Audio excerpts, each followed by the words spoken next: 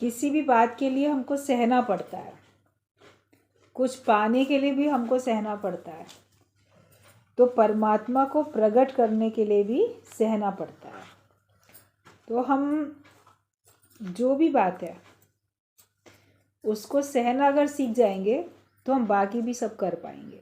शब्द सह नहीं पाते तो हम विचलित होते हैं। किसी ने टोक दिया, कह दिया, ये कर दिया, वो कर दिया, तो हम विचलित होते जाते हैं। मगर ये सब बातें जो आती हैं वो कहीं ना कहीं हमारे अंदर जो अभी छिपा हुआ अज्ञान है, जो हमारे अंदर छिपा हुआ देह अध्यास है, उसको दूर करने के लिए आती हैं और ज़्यादा अच्छी तरह से हमारे मन की सफाई करने के लिए आती हैं। जैसे विशेष अवसरों पे आप अपने घर की विशेष तौर पे बहुत अच्छी सफाई करते हो और फिर उसका बहुत अच्छा कुछ आप सजावट भी कर लेते हो।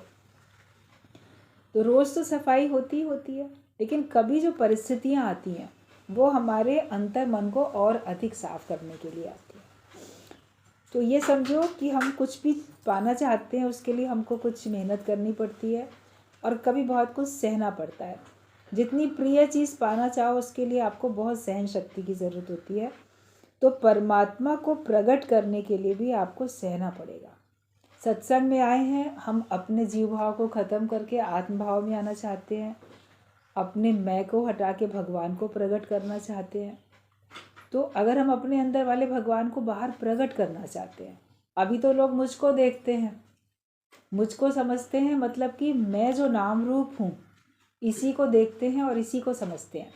लेकिन जब इसी नाम रूप में लोग भगवान देखने लगे, हमारा जो बाहर से नाम रूप दिखाई देता है वो बाहर से दिखाई देते हुए भी हमारे अंदर का उसमें भगवान प्रकट हो जाए, तो आपका भगवान आप सब लोग को दिखने लगे।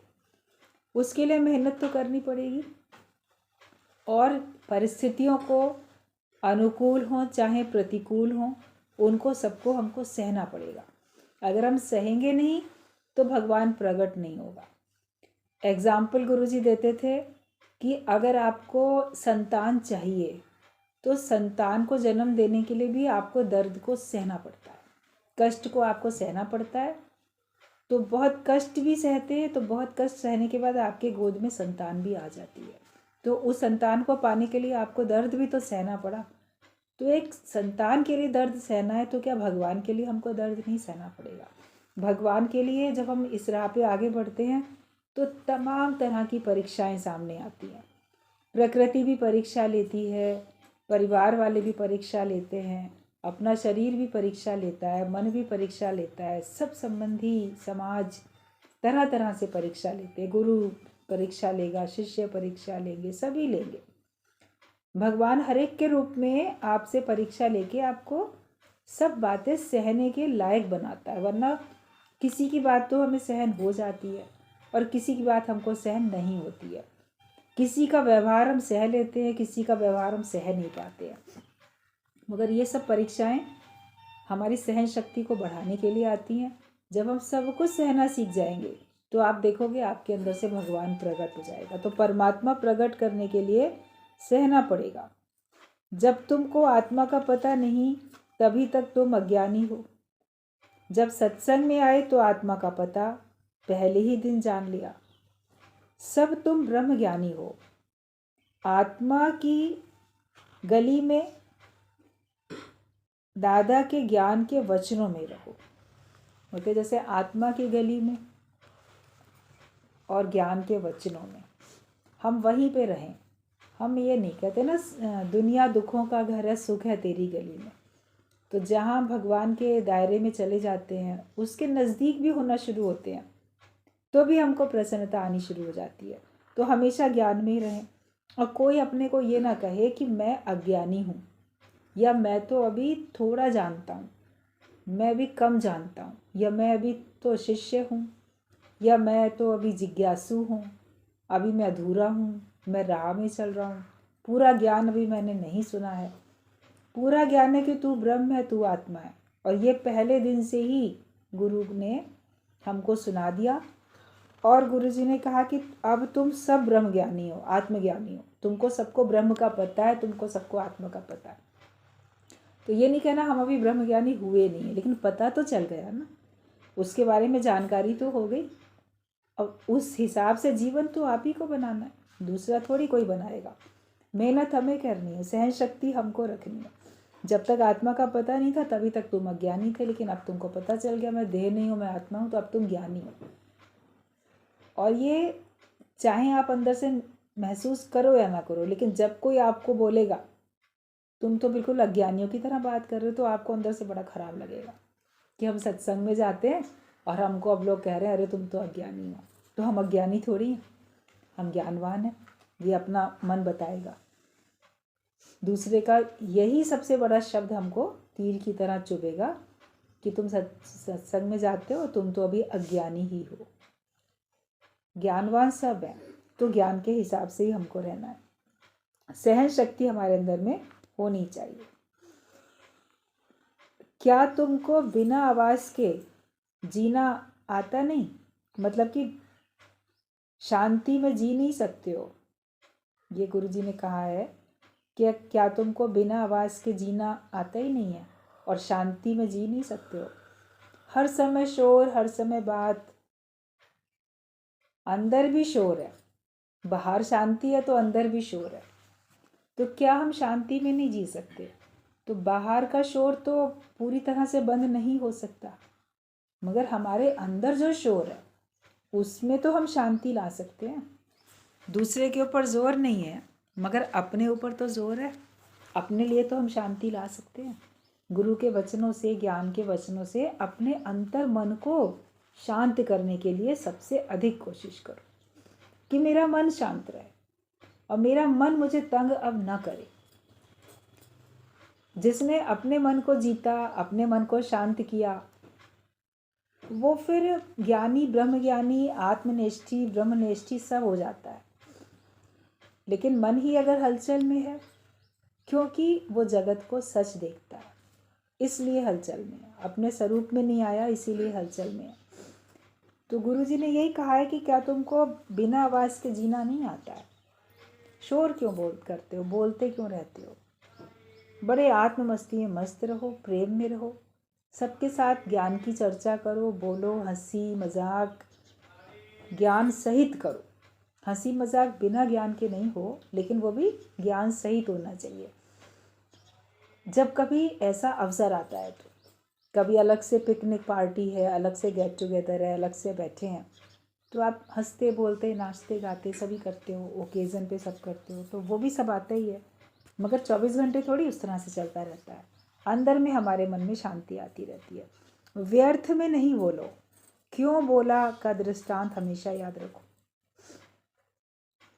व्यर्थ में नहीं बोलें और क्यों बोला वाला दृष्टांत जो है हमेशा याद रखें कि जो व्यर्थ में बोलता है तो उसका फिर क्या अंजाम होता है। हमें अपने अंदर के जो शोर है उसको ख़त्म करना। जहाँ आवश्यकता वहाँ बोलो भी ज़रूर। व्यर्थ में मौन में रहोगे, जहाँ ज़रूरी है वहाँ भी नहीं बोलोगे तो भी आपका काम बिगड़ेगा। जहाँ बोलना है वो बोलना उचित है, बोलना भी चाहिए। और जहाँ आपको लगता है मौन रहना उचित है, वहाँ पे आपको मौन हो जानी चाहिए। संतों के पास मौन है तो ज्ञान के विचार फैलते हैं, भावनाएं शुद्ध होती हैं। तुम अपने मन को अच्छे स्थान पर बैठाओ, दूसरों से तुमको क्या करना। उत्तर दे दिया ना कैसे गुरुजी ने कि संतों के पास मौन होती है तो उनके पास ज्ञान भी तो होता है। अगर वो जगत की बातों से मौन करते हैं तो ज्ञान फैलाते भी तो हैं। तो ज्ञान जो फैलाया जाएगा तो आचरण से, रहनी से और कहनी से, दोनों ही बातों से होगा। बिना कहे भी ज्ञान नहीं फैलेगा और बिना रहनी के भी आपका ज्ञान नहीं फैलेगा। वरना कहोगे कुछ और आप करते हुए कुछ और दिखोगे तो भी आपका ज्ञान जो है सही तरह से नहीं फैलेगा। तो संतों के पास मौन होती है लेकिन उनके द्वारा ज्ञान फैलता रहता है। तो हम भी संसार की बातों से मौन करें, तब हमारा भी ज्ञान सब तरफ फैलेगा। और वो मौन हमको कीमती बनाती है। जैसे सीप में एक बूंद पानी की चली जाती है, साफ पानी की एक बूंद चली जाती है तो सीप उस एक बूंद को लेके अपना मुख बंद कर लेती है और वही बूंद फिर मोती बन जाता है अंदर, उसको वो मोती बना देती है। क्यों मोती बना पाई, कैसे मोती बना पाई? क्योंकि फिर दोबारा उसने मुख नहीं खोला, उस बूंद को लेके अपने मुख को बंद कर लिया। तो हम भी ज्ञान का वचन लेके फिर अपने अंतर मन को शांत कर लें, बंद कर लें। इसमें अब जगत की बातें अंदर ना आने पाए। जो एक ज्ञान का वचन चला गया एक बूंद की तरीके से, फिर अज्ञानता नहीं आनी चाहिए, वो हमको बंद करना है। कर सकल द्वार बंद, समाधि लगा के देख, अंतःकरण में ज्ञान की ज्योति जला के देख। सकल द्वार बंद करो। जो 9 द्वार वाला हमारा ये शरीर है, इसके सभी द्वारों से अज्ञान अंदर जाता है, वो सावधानी रखो, उससे हम परहेज करें। जगत अंदर नहीं जाना चाहिए। अंदर का जगत बाहर चला जाए वो मेहनत हो, लेकिन बाहर से फिर दोबारा जगत हमारे अंदर आना नहीं चाहिए। उसके लिए द्वार अपने बंद रखो कि वो आने ना पाए, अज्ञानता हमारे अंदर आने ना पाए। सरल तरीका है, ज़्यादा समय सत्संग के विचार अंदर रखो, कानों से भी सत्संग की वाणी अधिक सुनो, शरीर को भी सत्संग के स्थान पे अधिक बैठाओ, साध संगत के बीच में रखो। तो ये सब करने से हमारे अंदर भी ज्ञान का मोती बनता है, हमारा निश्चय पक्का होता है। तो हमारी भावनाएं भी तो चारों तरफ फैलती हैं, ज्ञान के विचार भी फैलते हैं संतों के द्वारा, और भावनाएं, शुद्ध भावनाएं फैलती हैं। भावना का बड़ा असर है। मन के भाव जैसे होंगे जिसके लिए, दूसरे के मन में भी आपके लिए वैसे ही भाव आएंगे। आप सोचो नहीं दूसरा गलत भाव रखता है इसलिए मेरे अंदर में गलत भाव आ रहे हैं। हो सकता है पहले उसी ने गलत भाव रखे, तभी आपके मन में भी उसके लिए गलत भावना आ गई है। लेकिन ये देखो, वो ज्ञानवान है कि तुम ज्ञानवान हो? कौन है ज्ञानवान? कौन सत्संगी है? कौन गुरुवान है? दोनों में से कौन गुरुवान है? अगर आप अपने को मानते हो कि आप सत्संगी हो, थोड़े ज्ञानवान भी हो और गुरुवान भी हो, तुमने गुरु धारण कर रखा है, तो फिर ये तुम्हारा पुरुषार्थ होना चाहिए कि तुम भावनाएं अपनी अच्छी रखो। अगला अज्ञानी है, ब्रह्म ज्ञान से उसका कोई वास्ता नहीं, ना उसका कोई गुरु है, वो गुरुवान भी नहीं है, तो वो गलत भावना आपके लिए रख रहा है। आप उससे ज़्यादा मेहनत करनी है कि हमारी उसकी भावनाएं आपके ऊपर असर कर गई। अज्ञानी व्यक्ति की गलत भावनाएं, गलत वाइब्रेशंस आपके ऊपर इतने असर कर गए कि आपका मन भी वैसे ही हो गया। तो आप तो ज्ञानवान हो, गुरुवान हो, तो आपके भावनाएं का असर भी तो उसके ऊपर होगा, बल्कि ज़्यादा होगा, तीव्रता से होगा। हम लोग अपनी मेहनत नहीं करते, अच्छी भावनाएं फैलाने के लिए मेहनत नहीं करते हैं। हम सब कुछ दूसरे के ऊपर छोड़ देते हैं कि नहीं दूसरा पहले करे, मेरे लिए सब लोग दूसरे लोग करें। दूसरा कोई नहीं करेगा, दूसरे किसी से उम्मीद भी नहीं करो कि कोई करे। आशा ना करे और से, आप करें उपकार, हम उपकार करते चले जाएं। और अगर भगवान ने हमको अवसर दिया किसी प्रकार से किसी का उपकार करने का, भला करने का, तो भगवान का धन्यवाद अदा करो कि उन्होंने मुझे अवसर दिया कि मैं कोई एक अच्छा काम कर पाऊँ, मैं कोई सत्कर्म कर पाऊँ। उन्होंने मुझे अवसर दिया। अगर भगवान अवसर नहीं देते तो आप नहीं कर सकते थे। ये नहीं कि मैं तो उसके लिए बहुत करता रहता हूँ, वो नहीं करता है। आप करते रहते हो तो भगवान ने आपके तन में शक्ति दी, शुक्र मनाओ। थोड़ी बीमारी आए, शरीर बिल्कुल लुंज पुंज होके पड़ जाता है, कोई कार्य नहीं कर पाता, या आपके मन में शुद्धता प्रेरणा है तभी तो कर रहे हो। आपका मन भी अगर अज्ञानी होता, आपके मन में भी खोट होता, आपके मन में भी दुर्भावनाएं होती, तो आप नहीं अच्छा कर सकते थे। तो अपने तन के शुक्राने मानो, मन के शुक्राने मानो, उस परिस्थिति का शुक्राना मानो जो कि तुमको अच्छा कार्य करने के लिए सामने आई है। विवेकानंद ने पूछा था एक बार अपने गुरु से, संसार में लोग इतने दुखी क्यों हैं, इतना दुख क्यों है? तो उन्होंने उत्तर दिया, तेरे उद्धार के लिए। अब ये शब्द सुन के तो आश्चर्यचकित हुआ। कहता है क्या मतलब? मेरे उद्धार के लिए भगवान ने दुनिया में इतना दुख भेज दिया, लोगों को दुखी कर दिया? बोला हाँ, तेरे उद्धार के लिए। क्योंकि तुम तो लोगों के दुखों को देखोगे तो उनको दूर करने के लिए जाओगे। तुम्हें एक अवसर मिला ना दूसरे का दुख दूर करने का, उनको ज्ञान सुनाओगे, उनको किसी और प्रकार से मदद करोगे, तो ये तुमको अवसर मिला, उससे तुम्हारा उद्धार होगा।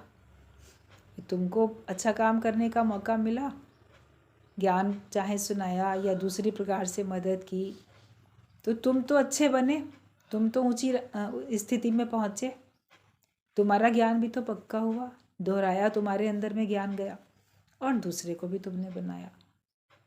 जहाँ पे अंधेरा है वहीं तो आप रोशनी करोगे। आप दिया लेके जाओ, कहाँ रखूँ कहाँ रखूँ, तो कहीं अंधेरे में रखते हो ना, अंधेरा हो ही ना तो आप कहाँ रखोगे? तो अज्ञान है ही नहीं तो आप अपना ज्ञान कहाँ पे दोगे? कोई दुखी है ही नहीं तो उसको सुखी कैसे करोगे? किसी को कोई आवश्यकता ही नहीं है तो उसके लिए कैसे करोगे? आप कोई भी अच्छा काम, जो सांसारिक काम होते हैं उनके लिए आपको इतने सारे भगवान ने अवसर दे रखे हैं, तो शुक्राने मानो। फिर आप समर्थ हो तो कर सकते हो, आपके पास है ज्ञान, आपके पास है तभी तो दे सकते हो। और ज्ञान तो गुरु की कृपा से मिला। तो इन सब बातों को अगर हम याद रखेंगे तो हम कभी भी किसी के लिए दुर्भावना अपने अंदर में ला ही नहीं सकते कि ठीक है ये सब मेरी उन्नति के लिए हो रहा है। संसार में जो भी कुछ होता है मेरी उन्नति के लिए होता है। एक मैं हूँ, एक मेरा गुरु है और बीच में ज्ञान है, बस इतना ही याद रखो, उसी पे अपनी स्थिति बनाओ और गुरु से ज्ञान की टॉर्च लेके, ज्ञान का दिया लेके हर एक के दिल में ज्ञान का प्रकाश डालते चले जाओ सब तरफ, कि अंधेरा धरा पर रहने न पाए। इतनी रोशनी करो कि सारी धरती पे अंधेरा रहने ना पाए, तो अज्ञान का अंधेरा ना रहने पाए। बाहर के अंधेरे को तो आप कैसे मिटाओगे? ये अपने अंदर में दृढ़ संकल्प रखो कि हमारा यही कार्य है, हम हर एक के अंदर ज्ञान की ज्योत जलाएंगे।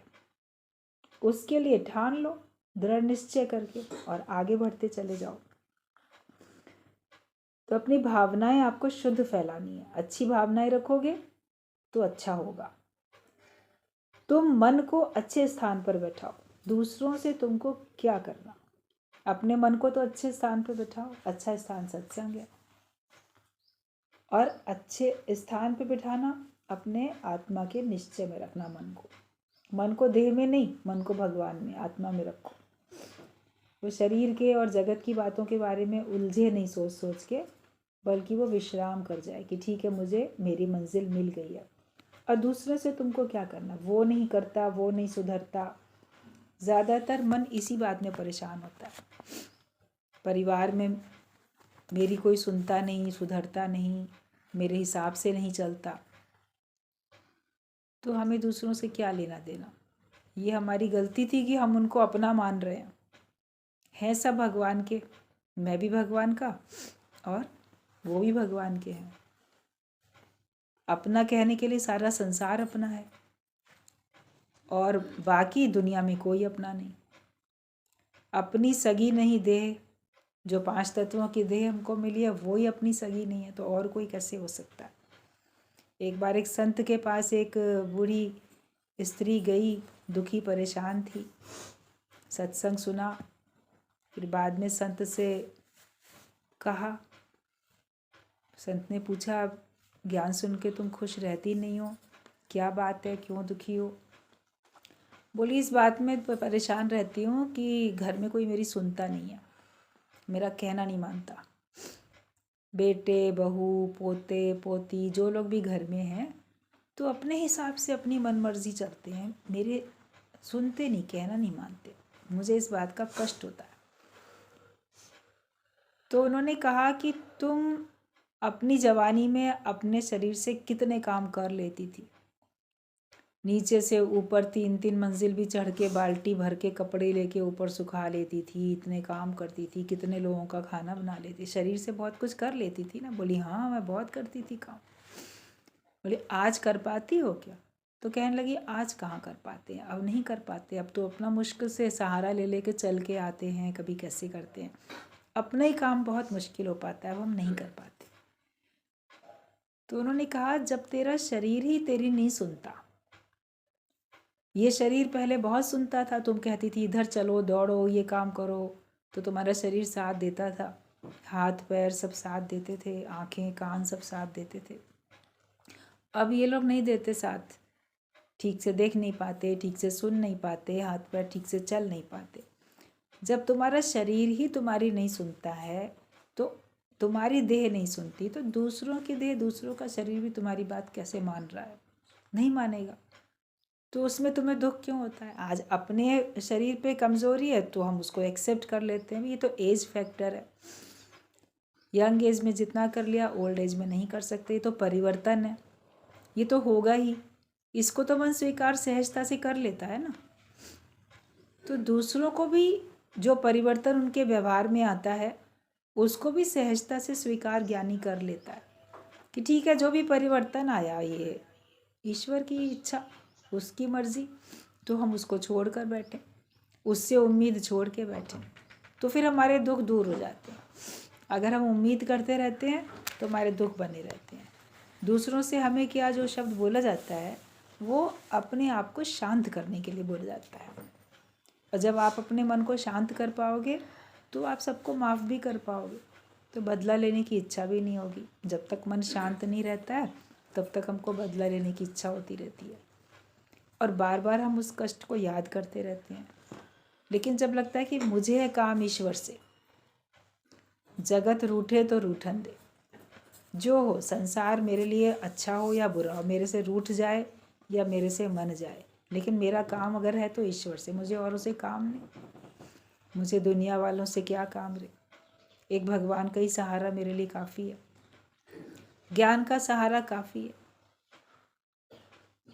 अपने विचार ऐसे पॉजिटिव जब आप रखोगे तो आप देखोगे कि आपको दूसरे की व्यवहार से कष्ट अब नहीं होगा, और ये परिवर्तन हो रहा है। बोलो ये सब जगत का ड्रामा नाटक खेल मैं देख रहा हूँ, मैं एक दृष्टा की कुर्सी पे अलग बैठा हूँ और मैं देख रहा हूँ कि लोग कैसे बदल जाते हैं, कभी कितना प्यार जताएंगे, कभी कितना अपनापन रखेंगे, फिर उनका स्वार्थ पूरा नहीं होगा या उनके किसी बात में विघ्न पड़ेगा, उनकी बात दूसरों को भी लगता है कि उनकी बात नहीं मानी जाती है, तो फिर वो लोग कितने बदल जाते हैं। तो परिवर्तन संसार का नियम है। जब आप ये बात समझ जाओगे तो फिर आपको कष्ट नहीं होगा ज़रा भी, वरना बात असर करती रहती है। जैसे गुरुजी ने कहा कि जो जिससे तुम्हारी बातचीत नहीं, बोलचाल नहीं, या जिससे मित्रता नहीं है, जाके उसको मिठाई खिला के आओ। तो ये कठिन कितना है, मगर अंदर से जब आपने वैर भाव मिटा दिया, आपने मिटा दिया, तो आप उससे बोल भी सकते हो, बात भी कर सकते हो। कोई त्यौहार है, होली दिवाली, तो आप मिठाई लेके जा भी सकते हो, लेकिन अगले ने अगर नहीं मिटाया होगा तो वो आपको रिसीव नहीं करेगा, आपकी चीज़ों को आपको एक्सेप्ट नहीं करेगा,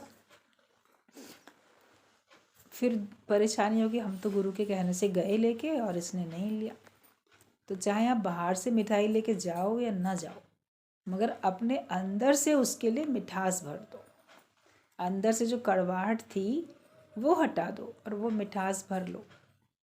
सामने वो पड़ जाए, मुस्कुरा दिए, मीठा बोल लिया, मीठे वचन तो सुना दिए, आपने मिठाई नहीं खिलाई लेकिन मीठे वचन तो बता दिए, और अंदर से उसके लिए भी भले की भावना भगवान के से रखी कि भगवान इनके भी सबका भला करें, सबको सन्मति दे भगवान, अच्छी मति हर एक को मिले, ये समझ मिल जाए, क्योंकि उनकी मति गलत है तभी वो ऐसे आगे गलत गलत अपना व्यवहार कर रहे हैं। और जब उनकी भी मति अच्छी हो जाएगी, समझ अच्छी हो जाएगी, तो वो भी खुश रहेंगे, दूसरे को भी खुश रखने के लिए कोशिश करेंगे। बुद्धि तो सबकी सही होनी बड़ी ज़रूरी है।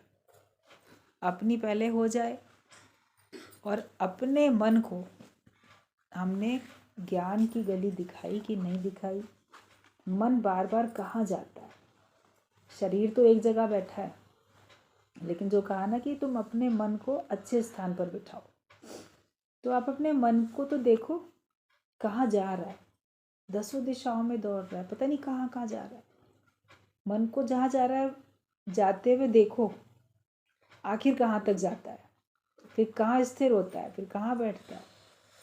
फिर गलत स्थान से हटा के अच्छे स्थान पे लेके आओ। मतलब मन को फिर अच्छे विचार दो कि सत्संग के विचार रखो, ज्ञान के विचार रखो, भगवान का ध्यान करो। जो अच्छे लोग हैं उनका ध्यान करो। गलत जो आपको कष्ट देने वाले लोग हैं उनका ख्याल क्यों रखते हो? उनको अपने मन में स्थान क्यों देते हो? मन को साफ रखो, क्योंकि जिनकी हम चिंतन चर्चा करते हैं उन्हीं का ख्याल अंत में भी हमारे आएगा। अगर हम बाकी हर समय में ज्ञान का चर्चा, ज्ञान का चिंतन, भगवान की चर्चा, भगवान का चिंतन करते हैं तो भगवान ध्यान में आते हैं। जो गुरुवान होते हैं उनको अपने गुरु ध्यान में आते हैं। अगर उनको गुरु भी ध्यान में आता है तो गुरु का मतलब है ज्ञान। गुरु को अगर आप सामने देखोगे तो आपको तुरंत आत्मा, ब्रह्म, ये सब 1 सेकंड में याद आने लगेगा। आप अपनी देह तुरंत भूलने लग जाओगे। तो गुरु को याद करना मतलब ज्ञान को याद रखना। कम से कम नाम रूप दुनिया वाला और तो कुछ याद नहीं किया, संबंधी तो नहीं याद किए। संबंधियों को याद करने का मतलब है मोह ममता में पड़ना, और गुरु को याद करने का मतलब है भगवान को याद करना, आत्मा में टिकना। तो अगर हम हर समय गुरु के भाव में रहते हैं, उसके प्रेम में, उसकी सूरत हमको हमेशा दिखती है, या उसके ज्ञान में हम अपने आप को बड़ी दृढ़ता से मजबूत स्थिति में पाते हैं, तो वो ध्यान में रखोगे तो आप मुक्त हो जाओगे। तो अच्छे स्थान पे अपने मन को बिठाओ। मन पता नहीं कौन कौन सी गलियों में जाता है, कहाँ कहाँ जाता है, क्या क्या चाहत रखता है, क्या क्या सोचता है। परमात्मा के अलावा कुछ अच्छा नहीं है, ज्ञान के अलावा कुछ अच्छा नहीं है।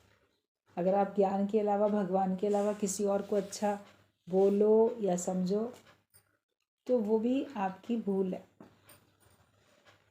एक बार किसी ने गीता भगवान से कहा अपने पति के लिए कि, या कभी लोग अपने घर वालों के लिए कहते हैं, अपने बच्चों के लिए कहते हैं, मेरे घर वाले तो बहुत अच्छे हैं, या मेरा पति तो बहुत अच्छा है, या मेरा बेटा तो बहुत अच्छा है। तो अच्छा है, बहुत अच्छी बात है, वो अच्छे हैं, मगर आप उनको अच्छा ही अच्छा कहते हो तो आप तो आसक्त हो गए ना उसमें, आप तो उसमें अटक गए। वो अच्छे हैं तो बोलो भगवान की कृपा से सब बहुत अच्छे हैं। भगवान की कृपा से घर वाले बहुत अच्छे हैं, भगवान की कृपा से पति बहुत अच्छा है, भगवान की कृपा से संतान बहुत अच्छी है। तो भगवान को जोड़ के बोलो ना। ऐसे ही बोलोगे बहुत अच्छे हैं, बहुत अच्छे हैं, तो आप उनके मुंह में अटकोगे। बोले अच्छा तो भगवान है, सबसे अच्छा भगवान है, जो सब किसी भी रूप में आपके संग अच्छाई आपको दे रहा है, सुख दे रहा है। लेकिन किसी भी रूप में अगर दुख मिल रहा है तो भी भगवान बहुत अच्छा है, वो हमारे कर्मों का फल हमको देके उससे खाली कर रहा है। परमात्मा माफ कर देता है, मगर प्रकृति में न्याय होता है। तो भगवान तो अच्छा है, वो तो आपको कभी दुख देता ही नहीं है। लेकिन जो प्रकृति है, परमात्मा की बनाई हुई प्रकृति, उसमें न्याय होता है। जो आपने कर्मों का बीज डाला वैसा फल आपको मिलता ही मिलता है। क्योंकि अगर भगवान ये हिसाब ना रखे, जिसने जैसा किया उसको वैसा फल अगर भगवान ना दे, तो आप उसको अच्छा कैसे कहोगे? जो न्याय करता है वही तो अच्छा कहलाता है। दादा भगवान ने भी एक बार पूछा था सत्संगियों से कि भगवान के शुक्राने क्यों गाएं, भगवान क्या अच्छा है। तो सब ने जो जो सुख मिले थे उनका गुणगान किया, भगवान अच्छा है। इसलिए भगवान के शुक्राने गाने चाहिए।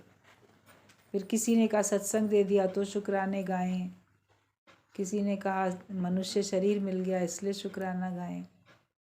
तो दादा भगवान ने सबकी बातों को कहा कि जिसको मनुष्य शरीर नहीं मिला इसका मतलब वो भगवान का शुक्राना नहीं करे, जिसको सत्संग नहीं मिला इसका मतलब वो ना करे, उसके लिए भगवान अच्छे नहीं है, उसके लिए भगवान ने भेदभाव रखा। तो दादा भगवान ने कहा था कि भगवान ने न्याय किया है इसलिए वो अच्छा है, इसलिए हमको उसके शुक्राने गाने चाहिए। वो कभी अन्याय नहीं करता है, वो बिल्कुल इंसाफ करता है। और जो भगवान का दर है वो इंसाफ का मंदिर है, इंसाफ का मंदिर है, ये भगवान का घर है।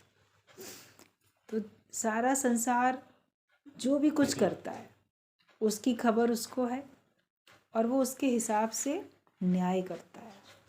तो जो इंसाफ करता है भगवान न्याय करता है, इसीलिए वो अच्छा है और इसीलिए शुक्राने गाने चाहिए। अगर किसी को मनुष्य बनाया तो भी न्याय किया, किसी को पशु पक्षी बनाया तो भी उसको न्याय किया है, उसके कर्मानुसार उसको बनाया। क्या करना चाहिए क्या नहीं करना चाहिए समझ भी तो मनुष्य शरीर में मिल जाती है। समझ सभी बता देते हैं वेदों में, शास्त्रों में। आपके परिवार वाले, समाज वाले, क्या अच्छा है क्या बुरा है, क्या करना चाहिए क्या नहीं करना चाहिए, सभी को बताया जाता है। उसके हिसाब से हम ज्ञान अपना जीवन में लगा के अपने कर्म करें तो फिर आप देखोगे कि आप अंदर से अच्छे होते चले जाओगे। आपका मन फिर अच्छाई की तरफ ही जाएगा। मन जहाँ है तुम वहाँ हो, शरीर जहाँ है वहाँ दिख रहे हो, लेकिन मन जहाँ है तुम्हारी स्थिति वही है। मन जिधर जिधर जाता है, तभी तो अंत वेले में मन जहाँ जाता है तो वैसे ही शरीर तो तुम्हारा कहीं भी रखा हो, लेकिन मन जहाँ पे अटक गया उसके हिसाब से आपको योनि मिल जाती है। ऐसी बातें कितनी ग्रंथों में लिखी हैं। तो इसलिए कहा कि मन को अपने अच्छे स्थान पर बिठाओ और दूसरों से तुमको क्या करना, दूसरे में जाओ नहीं, दूसरा देखना, अपने स्वरूप से हटना है और जैसे नरक में जाना है, अदर इज़ हेल बोला गया। तो दूजा भाव मिट जाए, ये द्वैत हमारा ख़त्म हो जाए, तब समझो कि हमारा ज्ञान पक्का हुआ। अद्वैत आत्मा में हमको टिकना है। सब मेरा अपना आप है। कभी हमसे खुद से भी भूल हो जाती है तो हम अपने को जल्दी माफ़ कर लेते हैं और पश्चाताप कर लेते हैं, दोबारा वो गलती ना हो ये पश्चाताप कर लेते हैं, सावधानी रख लेते हैं।